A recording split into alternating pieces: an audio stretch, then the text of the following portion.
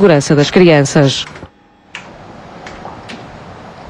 As crises numa sociedade têm impacto na saúde dos ossos, mesmo depois de décadas. A conclusão é de um estudo de investigadores do Porto. Depois de analisados quase 80 mil casos, descobriu-se que o risco de partir a anca varia conforme a situação política e económica do país na altura do nascimento.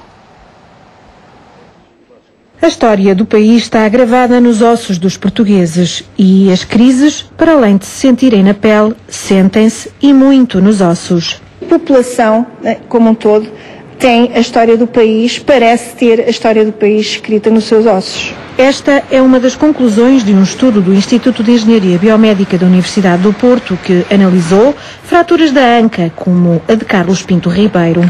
Eu acho que foi muito novo, no meu caso, costuma ser mais tarde, mas aconteceu. Eu subi uma mesa e depois ao descer para cima de uma cadeira, a cadeira escorregou, caiu e eu bati num ferro e parti o fémur.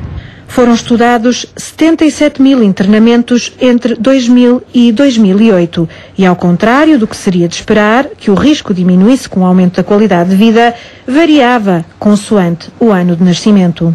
O que se verificou em Portugal é que havia uma coincidência entre o risco de fratura e períodos de maior instabilidade política e de maior instabilidade social. O risco flutua ao sabor da economia e da situação política do país. Portanto, o país entra em crise, o risco dispara, o país melhora as condições, o risco diminui. Mas antes de passarmos aos exemplos, convém explicar que o estudo só reflete a história do país até aos anos 60 do século passado, porque as fraturas analisadas são de pessoas que têm em média mais de 70 anos. Nasceram por isso nesta curva. Na República, o risco começa a descer, entra a Primeira Guerra Mundial, o risco dispara, o pós-Primeira Guerra em Portugal foi um período muito conturbado.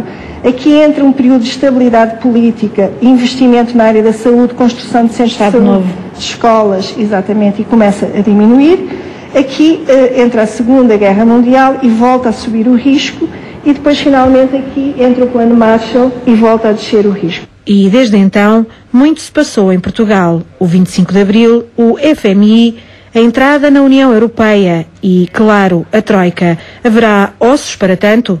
Só daqui a umas décadas saberemos. Até lá, o melhor é evitar as quedas.